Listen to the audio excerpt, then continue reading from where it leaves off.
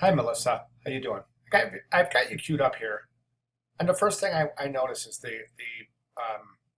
this is a good looking page. It's a nice looking page. I don't think it adheres to the project specs as closely as I would like to see it. I'll go through that in 1 second. But the first thing I wanted to mention is that it is a nice looking page. You got some good color continuation through the piece, specifically this purple throughout this path through the composition. That's nice. This good image of a paintbrush there, and generally, I think the typographic grid is good. It's pleasing to look at. It's got plenty of room to breathe. It's a nice looking piece. Does it adhere to the project specs? Let's take a look. Over here, Melissa, I've got the project specs open. So we have this assignment that we're going to take this artifact from everyday life. That's something that has an impact on you. So your selected object must be a dominant image. Make it big, crop part of it.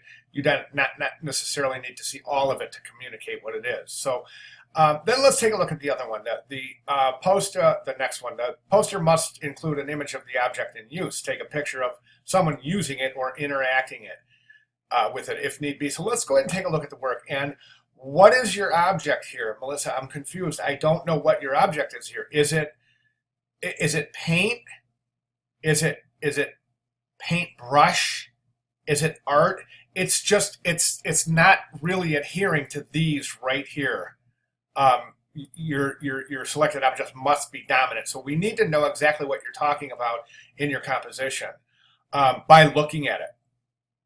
Okay.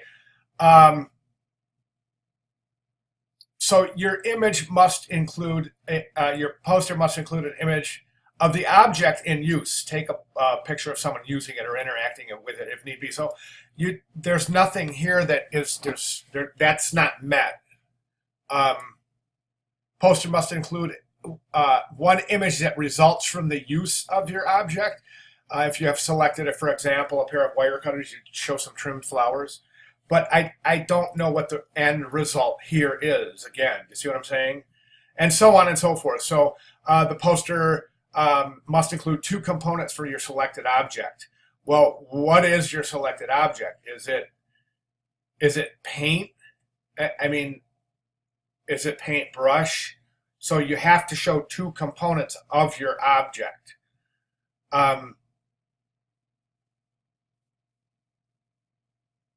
Poster must include one paragraph of text that describes what I think this is a little bit text heavy for the assignment. And also I wanted to see where oh, here it is. Oh,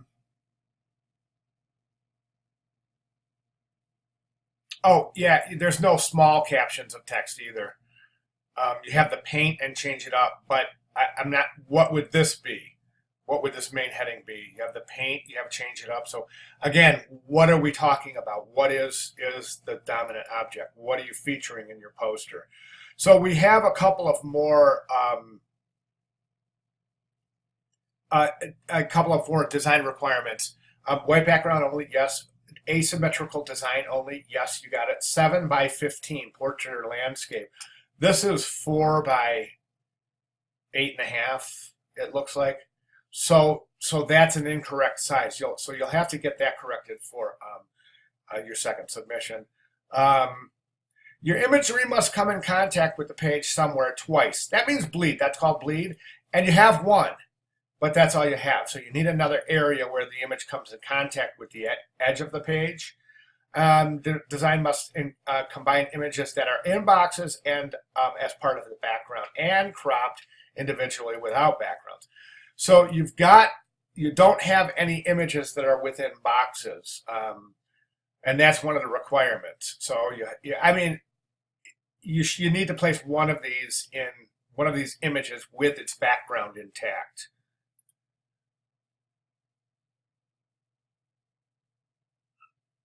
Keep your image dominant, and you must use a grid. So that's where I'm going to leave it, and I think that's where you need to pick up for the second part. Just try to get the specs straight, and I think the rest will take care of it. Like I said, it's a nice looking layout, so you're halfway there. Okay, thanks.